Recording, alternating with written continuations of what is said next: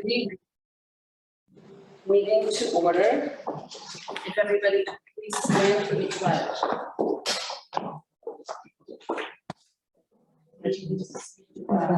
Of the United States of America and to the republic for which it stands, one nation, under God, indivisible, with liberty and justice for all.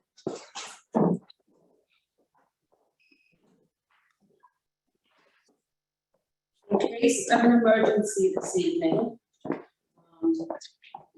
we have emergency evacuation procedures effective September 1st, 1991. Chapter 9 of the laws of 1991 requires that informed persons other than students who attend meetings within a school of the proper procedures to evacuate a building in an orderly and timely manner in the event of a fire emergency.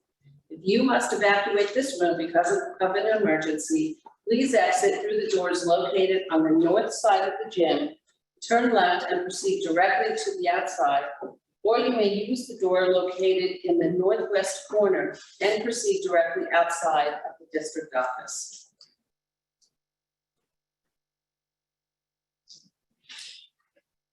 The Board of Ed accepts the minutes of the Board of Education meetings held on July 7th, 2021 and July 29th, 2021 as detailed in the Thursday mailing. So moved by Mrs. Reed. Seconded. Seconded by Mr. Smith. All in favor? Any questions? So moved. The Board of Education acknowledges receipt of the Treasurer's Report for the month of July 2021 as detailed in the Thursday mailing. So moved by Mr. Smith, seconded by Mrs. Reed. All in favor? Aye. Any questions? So moved. The Board of Education approves the personal actions report as addended and dated August 4th, 2021 as detailed in the Thursday mail. So moved by Mrs. Reed, seconded by Mrs. DeResta. All in favor?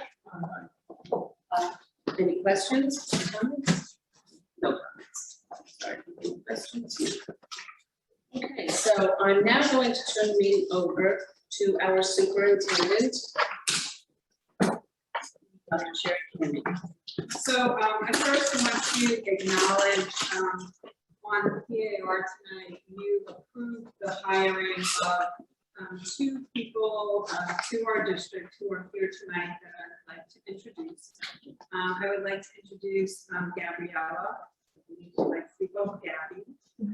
Franza. Gabby is coming to us as a new assistant director. She is a doctoral candidate at St. John's. She has a postmaster's degree from Stony Brook University and master's from Queens College, and graduated basic training in the U.S. Air Force Academy, so don't mess with her. She is currently working in the New York City Department of Ed. She is a coordinator of a dance competition academy. She's been a teacher leader of the Fine Arts Department. She was a creator of program designer and mentor of the Restorative Circles program. She is the founding director of the School Culture Committee. It's been a career access for all team leader, a school curriculum writer, and she will be working with us to do some new work at the district level and at the preschool level.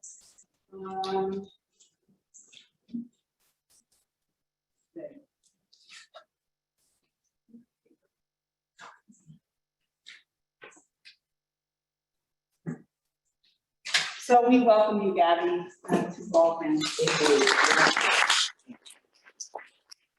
also like to introduce Stephanie Ringifo. Yep, that's it. Stephanie Ringifo. Stephanie is an assistant principal in a high school in the Bronx. She has been a director of instruction and student achievement at a high school in Far Rockaway. She has been a science department chairperson and teacher leader a middle school and high school science and living environment teacher.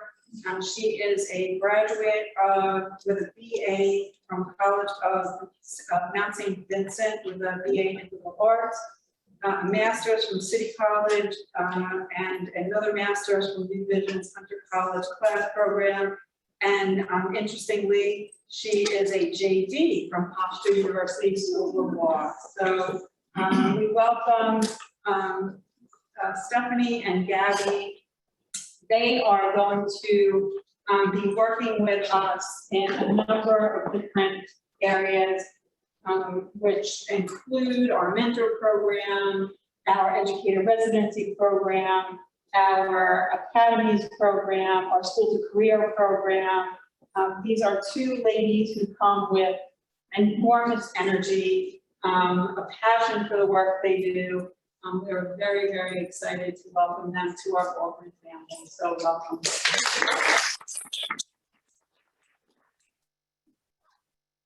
Okay, before I go into,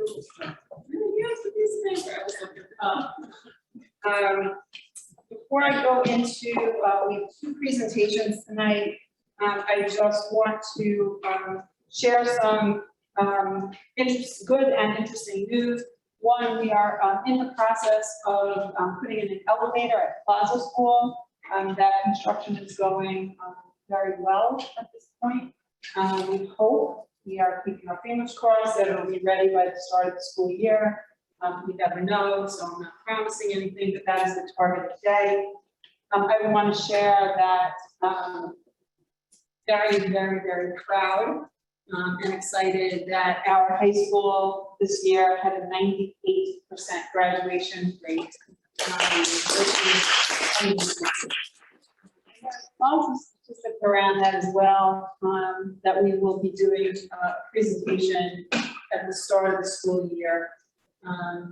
But it is just a continuation of tremendous success, a lot of hard work by many people, including Ms. Mignola, Dr. Testa, and our high school faculty and staff. But that work starts in kindergarten. So it really is the achievement of all of our teachers, all of our administrators. I've said it a million times, I'll say it a million more. We have amazing, amazing kids in our school district, and their achievement is our success. So we are really proud of them.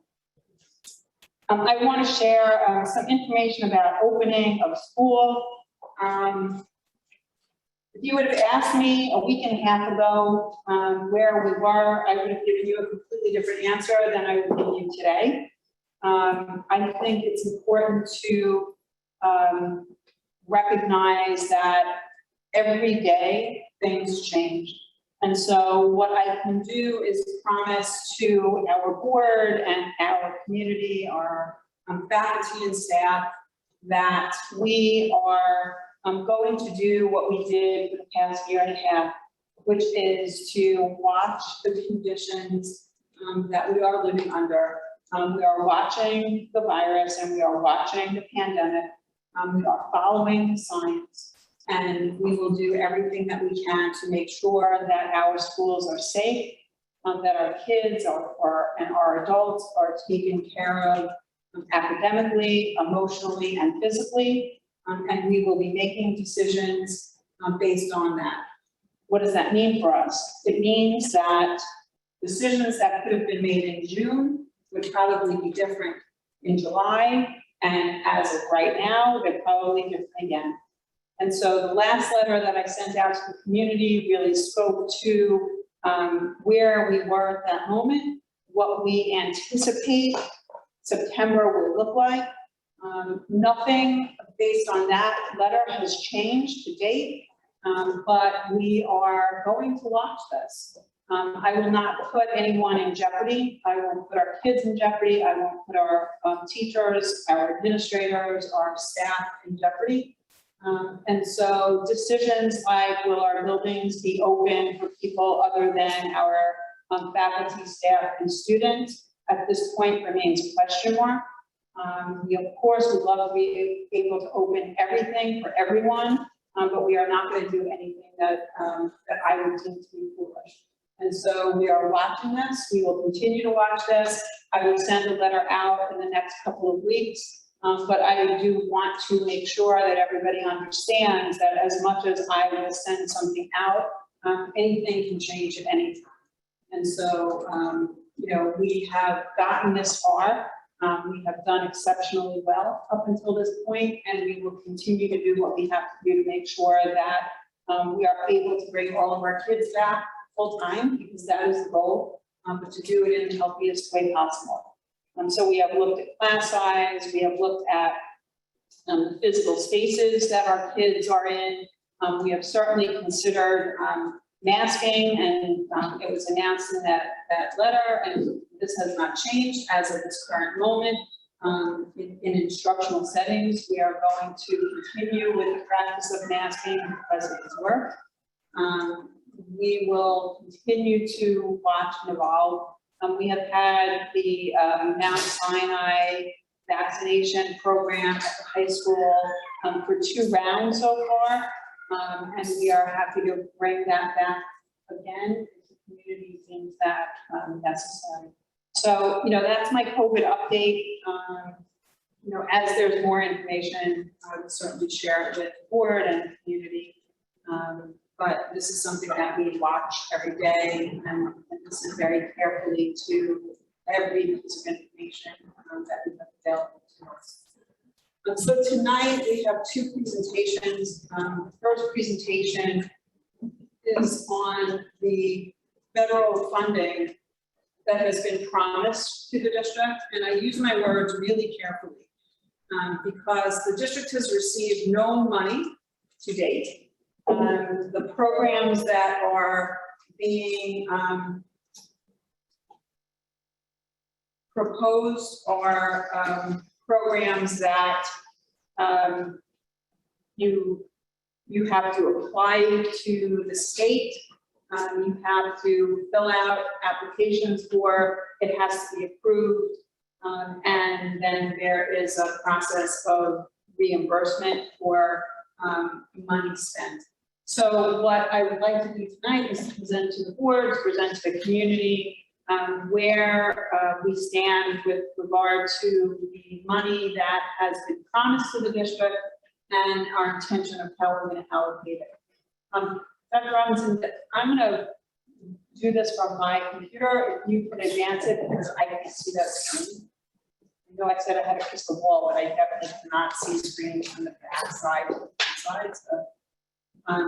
So at tonight's meeting, we're going to be talking about the American Rescue Plan, the elementary, secondary emergency relief.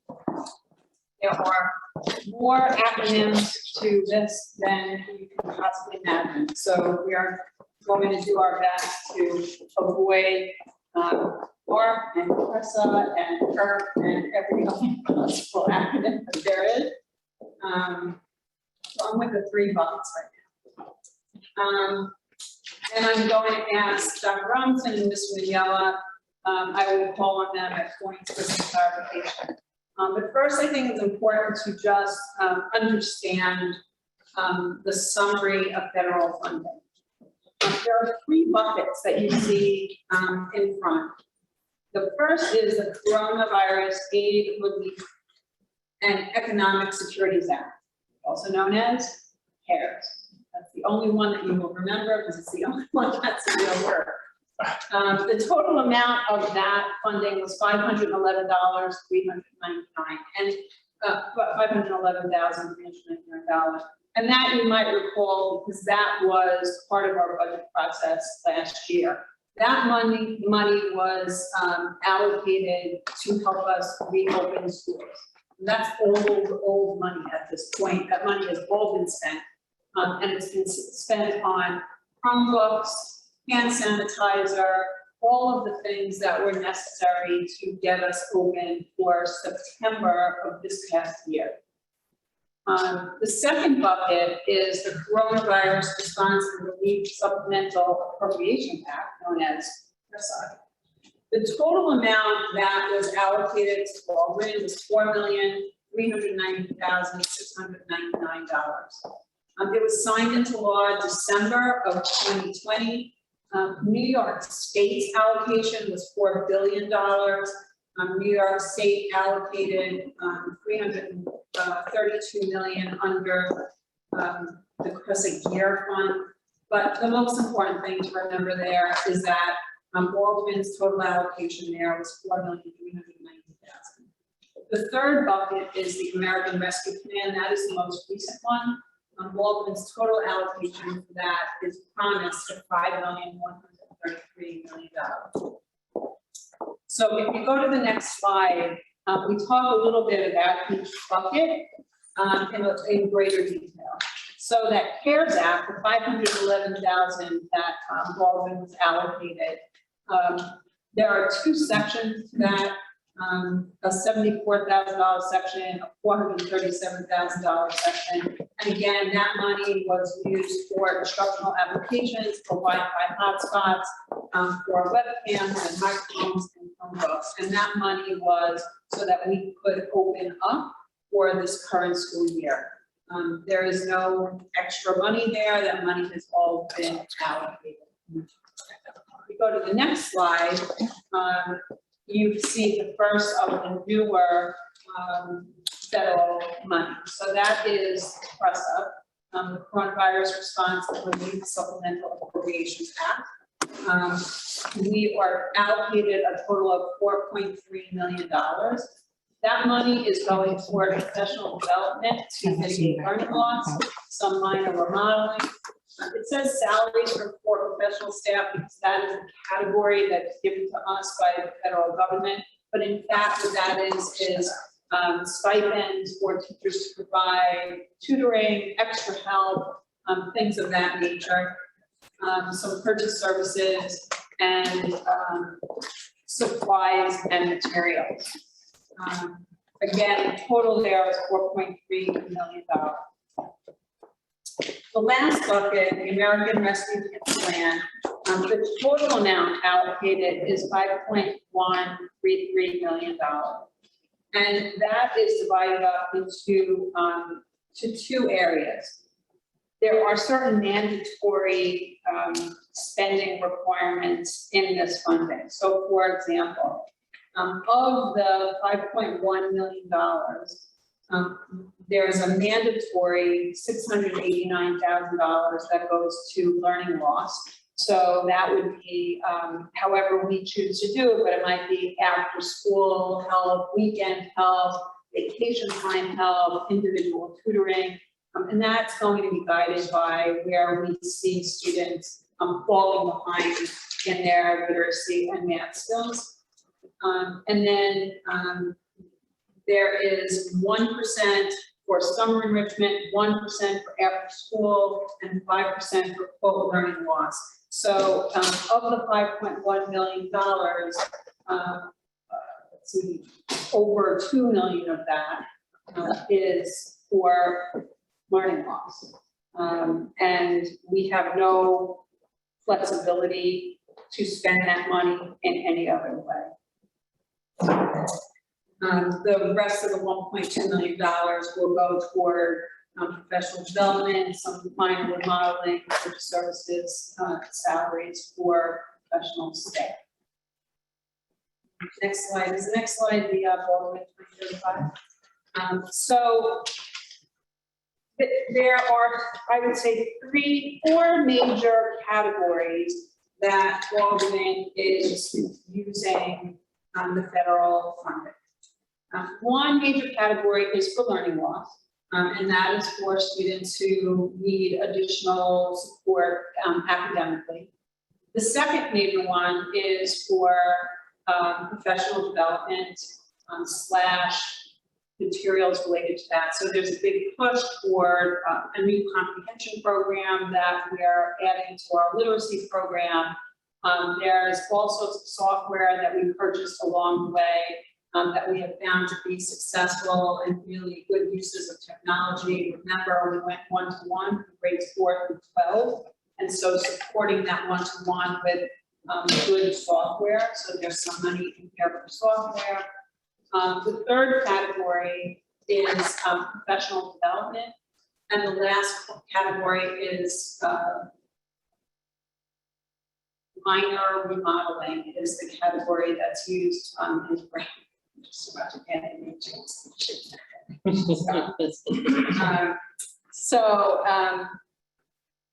Under the category of professional development, one of the things that we have talked about a lot, and we have done an initiative in our buildings pre-pandemic, but it did not stop for us during the pandemic, and that is this initiative called Baldwin 2035. It is looking at our Baldwin schools, our instructional program, Life Inside Learning in Baldwin, and really working with our faculty and staff in developing, moving our school system to really address what we see as the needs of our students as they graduate high school and college. I mean, if it's any shot of reality for everyone, our incoming kindergartners, I figured this out a couple of weeks ago. I believe that's a class of 2032. Let that number resonate for a while. 2032. You know, I remember when we were talking about going from 1999 to 2000, and the world was going to stop because all our computers weren't going to work. And we're already talking about the class of 2032.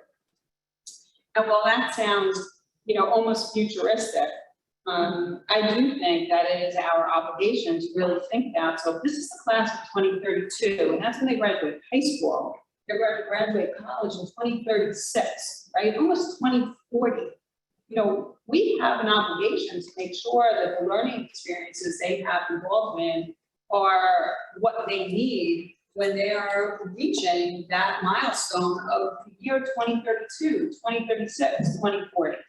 And so we have worked with our faculty and staff on doing something called, Baldwin 2035, which initially sounded like it was so far away, but when you put it in the context of, our current kindergarten class, not so far away. And so just to share with everybody, because I know the type is a little small, the vision for our Baldwin Schools 2035 is Baldwin 2035.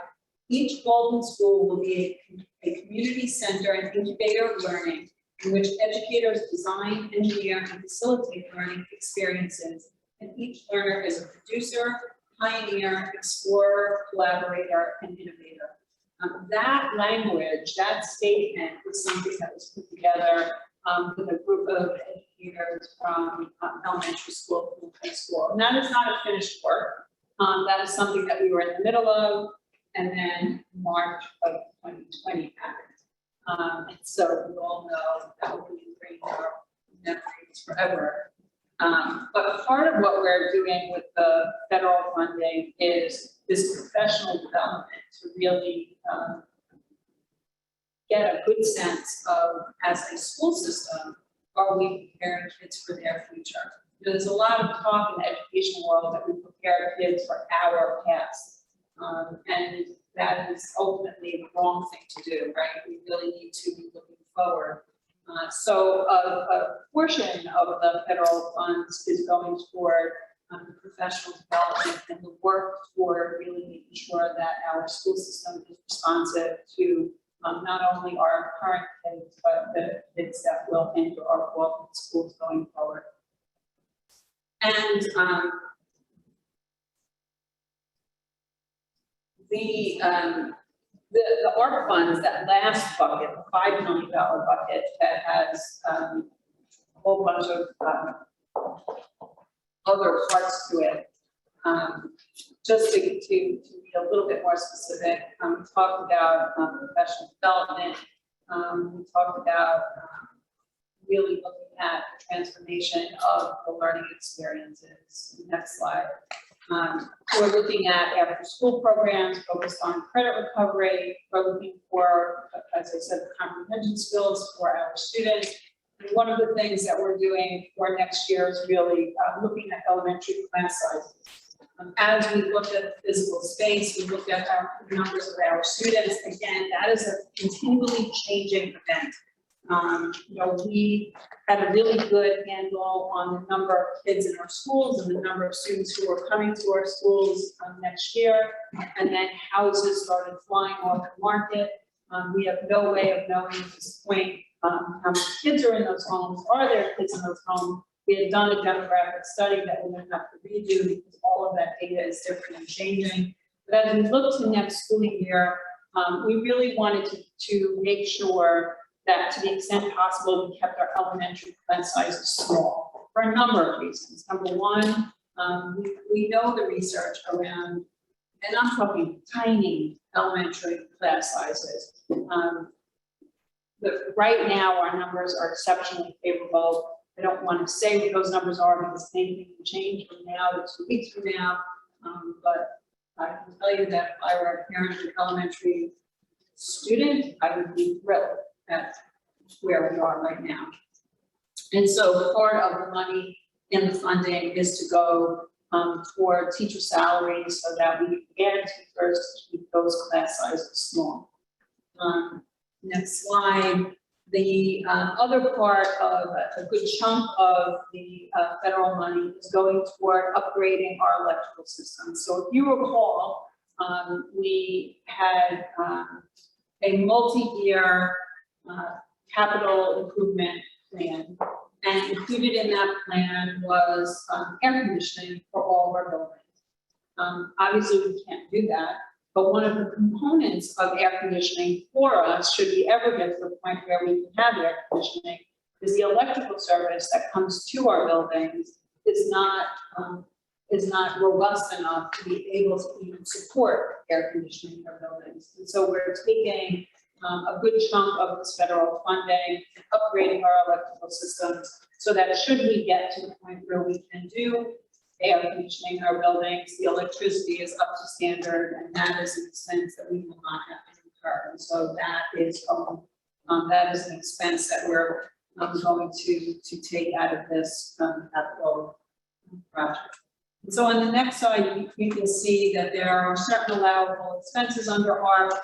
The red circles will share, what some of those categories we have hit with the money that has been allocated. So I would say a couple things.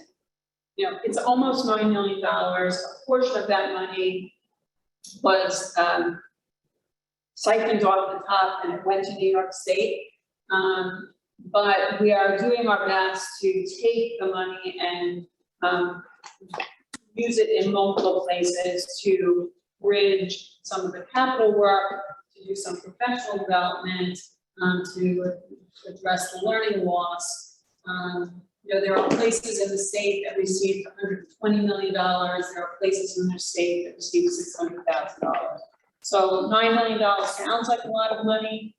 It's not a lot of money to do big capital projects, but there is some capital work in there. One of the other capital projects that's in there is a complete gut of the high school library that we are turning into more of a collaborative learning / media space.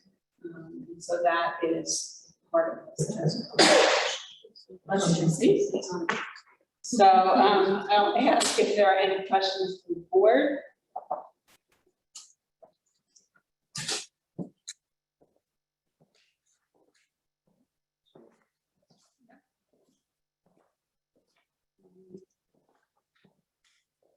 So even though these monies have been promised to us, as I understand it, there's quite an involved process to actually get your hands on this money. Is there any scenario in which we wouldn't get some of these funds that have been promised to us? So I feel pretty confident in saying that that there isn't a scenario that we wouldn't get the money.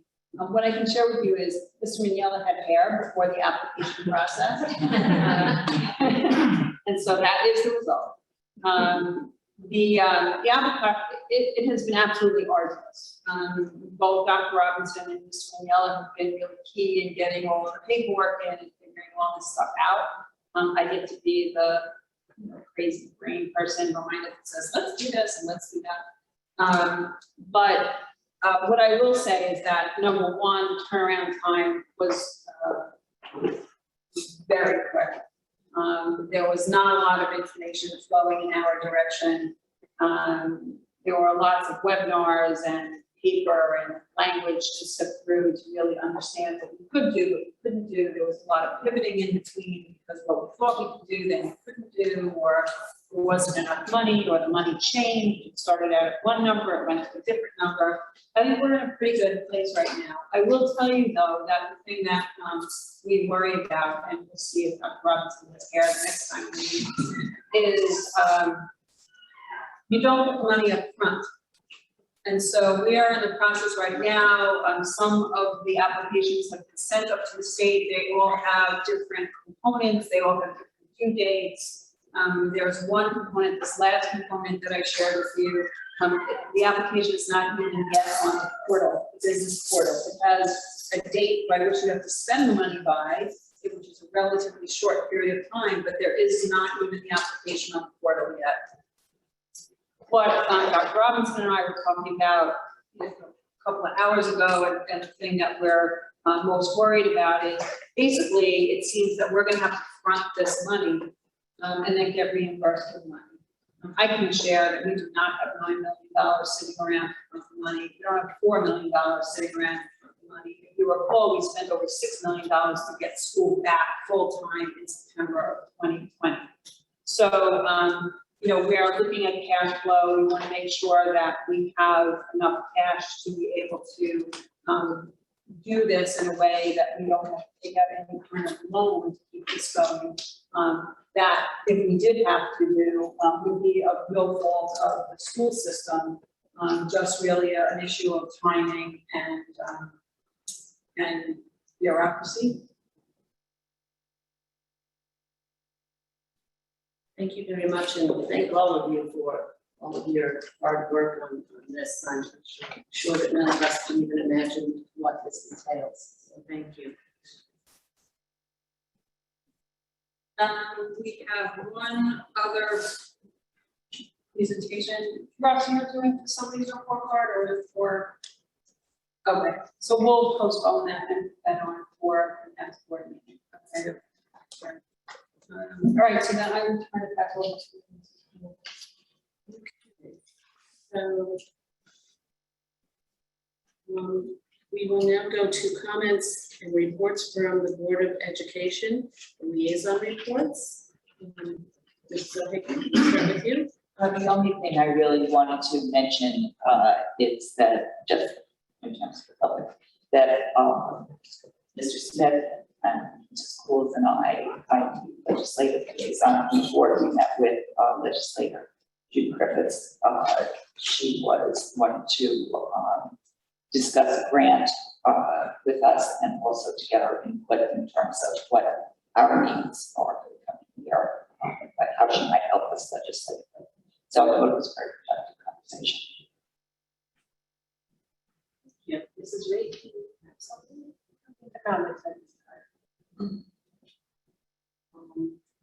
I'm the liaison for the Civic Association, and they have not had some meetings, and so I have nothing to report at this time either. Mr. Smith? Things that is good for. Slow time, probably a good thing. Okay, so at this time, we will have questions and comments from the public. Questions and comments are limited to 3 minutes per district resident with a total of 30 minutes. Public discussion on matters relating to staff and students at which their reputation, privacy, or right to due process or those of others could in some way be violated is prohibited.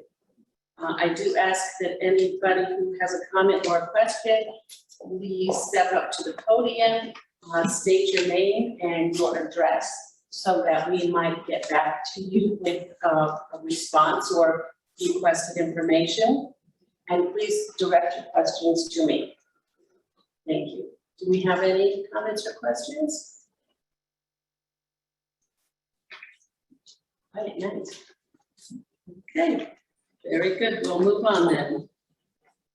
Special services. The Board of Education approves the recommendations for services of the Committee on Special Education, sub-CSE 504 Committee, and Committee on Preschool Special Education for January, February, March, April, May, June, and July 2021, as detailed in the Thursday mailing. So moved.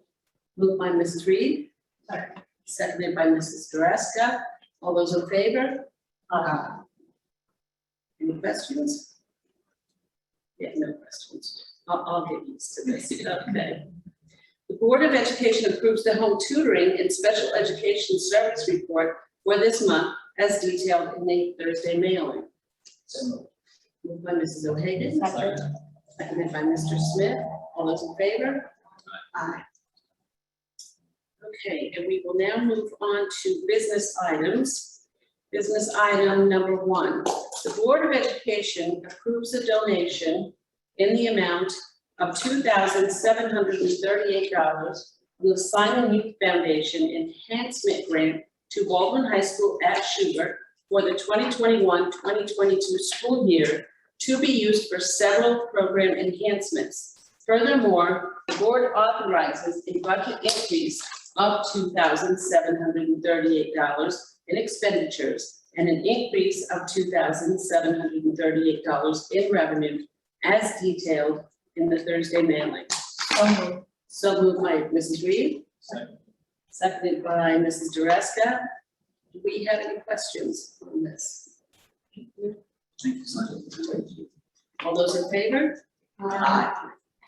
So the Board of Education approves the recommendation after the district issued RFP on June 10 for universal pre-K services in response to new funding, regulations, and guidance issued by the New York State Education Department, and based on the analysis of the subcommittee recommendation, proceed with Can Help Enterprises Inc., doing business as Just Kids Early Childhood Learning Center as our universal pre-K provider for the 2021-2022 school year as detailed in the Thursday mailing. So moved.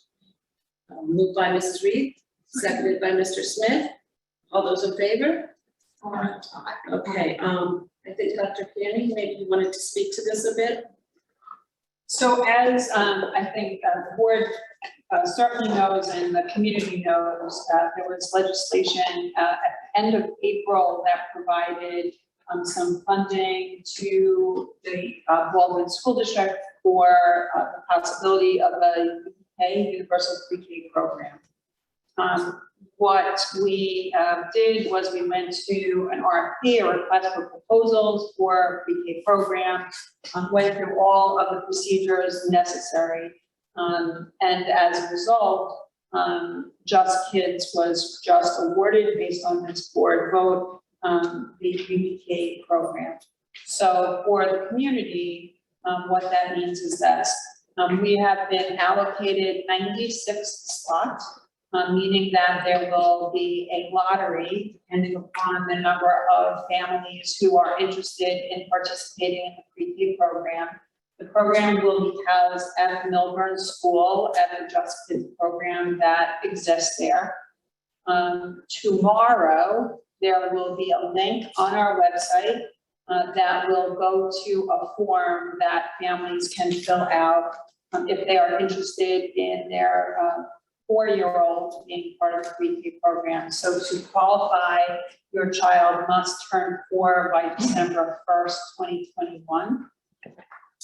The program is slated to start on September 1st. However, it is subject to the approval of Office of Child and Family Services, because it is a standalone pre-K program that is the governing body over the program. So tomorrow there will be a link on our website to fill out the form. Postcard will go to every home in Baldwin. It'll be, it's at the mailing house. It'll go out tomorrow. Some might ask, why is it going to every home? I'm a senior citizen. Sadly, I am almost a senior citizen. And this year has really pushed me over the edge.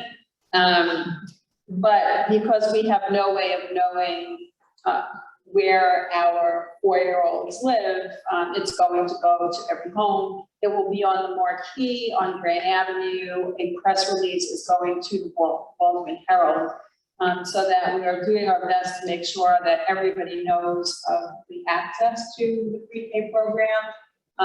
There is a timeline that's associated with that. All of that information will be on our website.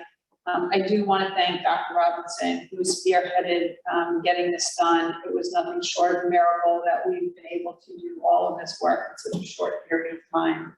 I will say as well that the district would not have been able to incur any additional expenses as a result of the pre-K program. And the bid as it came in will ensure that it doesn't cost the district any additional funds. So it was a win-win for everyone. But there was a lot of work that went in to get that done. So thank you. And no, that's it.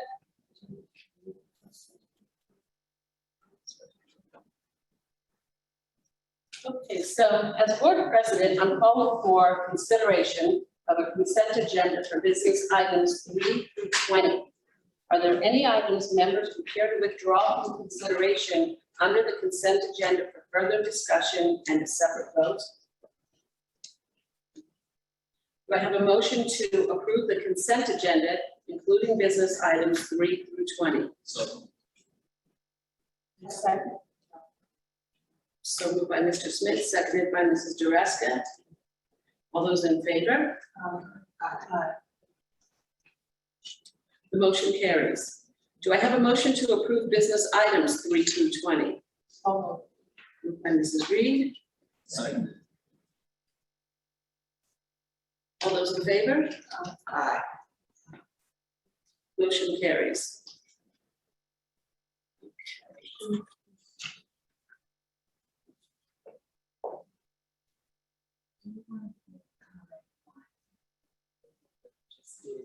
Regarding the lunch program.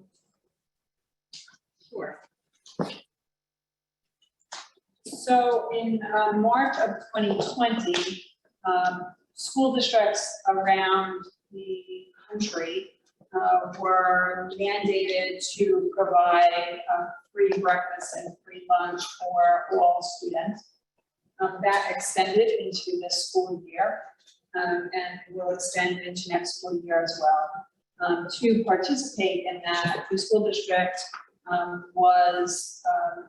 must participate in the federal food program. And so what was approved tonight by the board is the approval to participate in the federal breakfast and lunch program. That means that there is a change to the, there will be a change to the menu at the high school. It will be a healthier menu, but it will also provide for reimbursement for the cost of those meals back to the school district. We will evaluate that throughout the year, certainly by the end of the school year, to know whether or not we will continue as participants to the program. But without applying, without your board approval to apply, we would not be able to get reimbursed for the cost of those meals. Any questions? Thank you very much, Dr. Kim. Now we will move on to the use of facilities. The Board of Education approves the updated use of facilities report for July 2021 through June 2022, as detailed in the Thursday mailing. Moved by Mrs. Reed, seconded by Mrs. Dreska. All those in favor? Aye. The Board of Education has a first read of the following revised policy. Policy 0100, equal opportunity and non-discrimination. Because this is a first read, we do not have to take a vote on it at this time. The Board of Education has a second read and adopts the following policies. Policy 5605, voter registration for students, and policy 8410, student transportation services revised. So Moved by Mrs. Reed, seconded by Mrs. DeRusca. All in favor?